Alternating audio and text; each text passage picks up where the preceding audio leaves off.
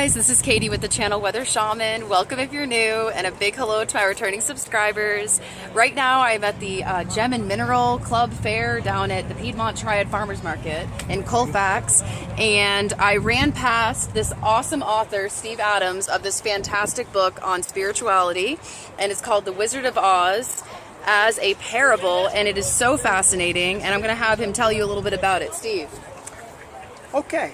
Well, I was inspired to write this book whenever I discovered certain, to me, very obvious correlations between aspects of the story and major themes of the spiritual path.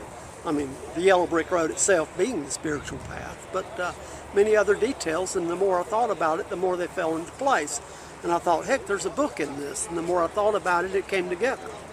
But beyond that, I came up with a unique concept. I have background in philosophy and religious studies, and I've been told by several major published philosophers that my spiritual monomyth idea is entirely unique. It's an original contribution to philosophy, and it's the idea that that the monomyth idea that you find in Jungian psychology and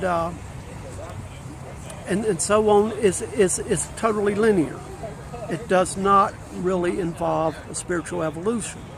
So somebody like Jesus and somebody like Hercules are on the same level in the monomyth. Absolutely. But what I've done is I've changed that. I've taken the reductionism out of Jungian studies and out of all of this, and I've created a spiritual monomyth that is genuinely hierarchical. And as a consequence, I was able to utilize this story because it's universal and it would not offend anybody of different faiths, and make it a completely universal monomyth model for the spiritual path that would not offend anybody of any tradition.